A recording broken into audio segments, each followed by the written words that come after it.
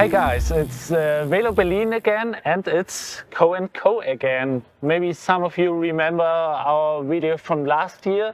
We had a cargo bike called Anna. It was a Velo sled called, and maybe some of you recognize kind of a design similar to this one. This one is the Erik electric and urban commuter e-bike made by Coh&Co, and more information about this bike can tell us Paul.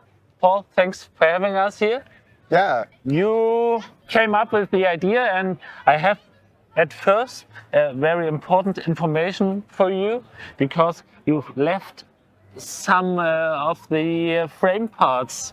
I don't know if you recognized already, there's a seat stay missing and a chain stay missing too.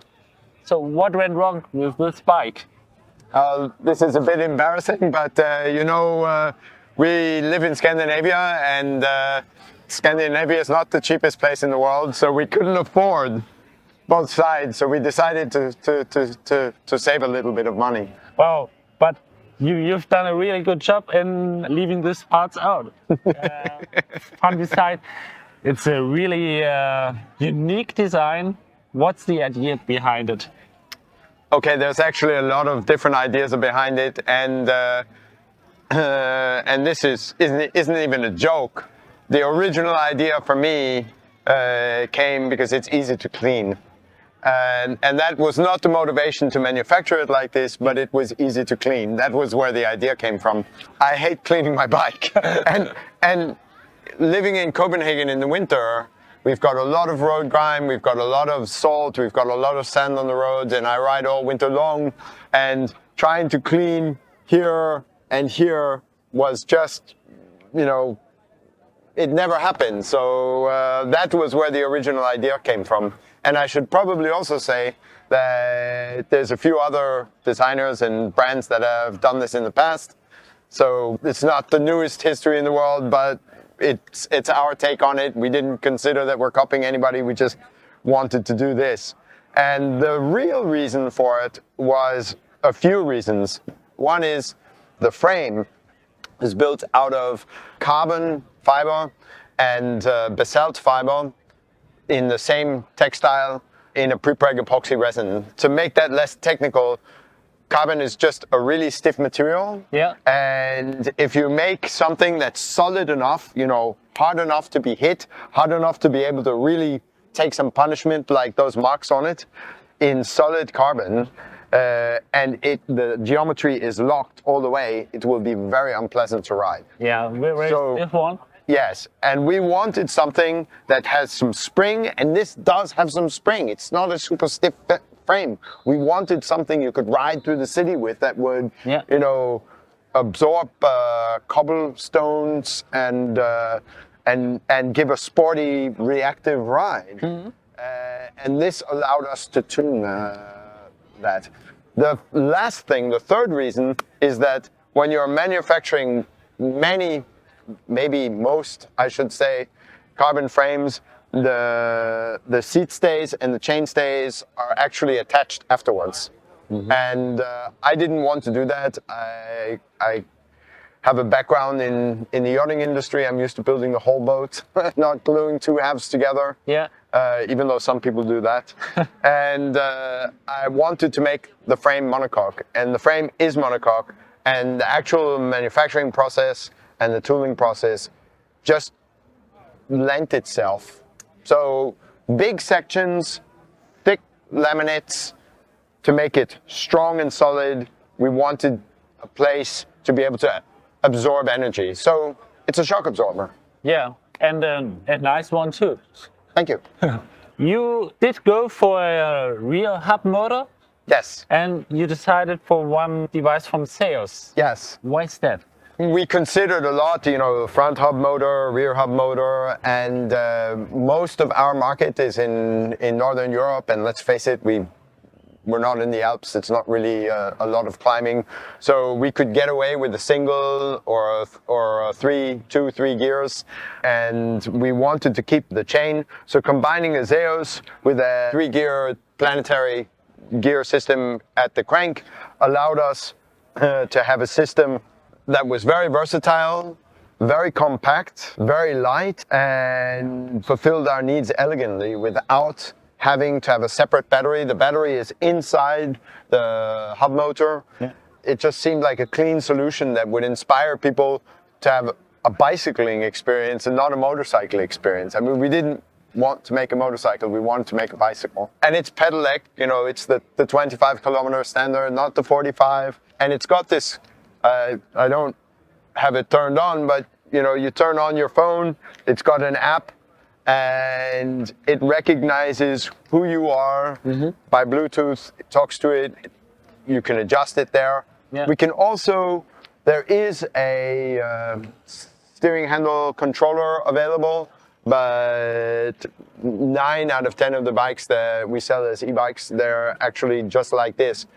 You walk up to the bike, you pedal 3 times backwards, go for a ride, and it says, hey, you know, that's Paul, he likes to ride like this. So, and then you forget about it. Oh, I see.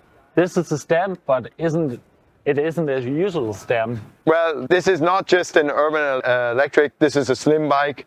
Slim bike allows us, we've got foldable pedals on it, and then on top of that, we've got a system that allows us to fold the handlebars. And this does a few things. It means that you can't, it helps as a prevention against having the bike stolen if you want to park it quickly, because somebody can carry it away, but they can't really ride it away. And it also helps you to park it in a garage or in a, and one turn of the key and it locks. Unlock it, you know, turn the key and move it to the middle and it locks automatically. Now it's, you know, in riding position. Yeah. Is this feature part of the standard equipment, or is it kind of extra? No, this is an extra addition.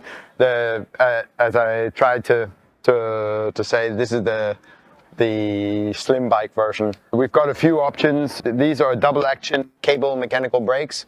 So both calipers are moving, not just the one. Many brakes, hydraulic and mechanical, only the one side of the caliper is moving and it's bending the disc to the other one. This one, both are going like this.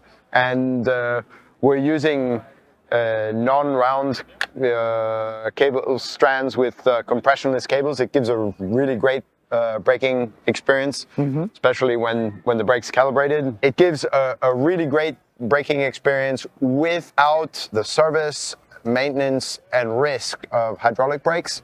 It gives a very viable braking system. We do have a hydraulic option available for shops, at least, where we've provided them with Shimano hydraulic systems. Yeah. I would definitely prefer this. Then we do on some of our bikes, and we can do builds with hydromechanical systems, which is a mechanical cable system running to a closed cylinder, but that's actually a bit costly. Okay. And the best of both worlds, maybe. Yeah. Oh yeah. What is this little device I didn't even. meant for? I didn't even. No, we don't have this on all of our. Models, but this is a cable, and you can go around a pole or something like that, and it's a very short cable, but then you can put it up and lock it into the, if I can get it in, which I'm not doing a good job of, then you can get it in here, and now you've locked your bike to whatever it is. Yeah. And when you lock it up, unlock it, boom, then you can pull it out again. And you've got a program that allows buyers to give the bike at some point back to you and kind of resell it to you. You can kind of recycle it. yeah, this is one of the things we're most proud of, and one of the things you don't really see when you look at the bike. I mean, it's got some funky geometry, but one of the things we're really offering is the recyclability. This is the first time that we've got recyclable carbon prepreg basalt bike, we can take this bike, retrieve the fiber out of it, and reuse the fiber to make not new bikes, but to make parts, also parts for bikes. Our new Siggy model that we're launching is partially using recycled materials for it. And that's unique. And that's encouraged us to say to our customers, hey, listen, you know, if you maintain your bike and keep it rolling, we've got, after 10 years, we'll buy it back. And everybody asks, oh, but how much will you pay? And the answer is, how much did you take care of it? I mean, if the bike's really damaged and trashed, we're going to pay for all the expenses with it. And it's not really a business case. Yeah. We're going to chop it up and it's going to have a life in the future. If it's really well taken care of, we're actually going to try to resell it, and it's going to be evaluated as we go. But yeah, we want to keep bikes out there rolling, and we want to keep people engaged with their bike. So this is really a cooperation for us. Yeah. To work together with people to give them a good riding experience for a long time, and then we'll take it back when you're ready for a new one. A good example that speaking about a bike is not only about specs and so on, but just having a kind of environmental concept in your head and in the background. The environmental side of it, I mean, carbon is a great material. It's a wonderful material. It makes great bikes. Yeah. One of the things that we don't think about, though, is that you use about 25% as much, 30-40% as much carbon as you do aluminium per kilo. On the other hand, it costs about 10 times as much in energy to produce it. Yeah. And that really that excess of use, you know, that expensive energy consumption really needs to be justified. And one way to justify it is to give the material a whole new life cycle. We get approximately 95% of the mechanical properties out of the material in its second life. And that means that suddenly we've got a material that's actually competitive with aluminium, close to it, or at least justifiable, if you think about it in environmental energy consumption. Yeah. So if you want to ride this bike, you just not only have maybe a really cool riding experience, but you have a way to reduce your CO2 carbon footprint. Yeah. Yeah. While you're riding and after you're riding. I don't know, what do you think about this concept? Just leave us a comment. And also, what do you think about the bike in general? Thank you, Paul. Thank you. All these details. Thank you for being with us. Let's do it again next time, next year, next VeloBerlin. With a new with a new bike, of course. Yeah. Thank Great. you. Look forward to seeing you again next year. Yeah.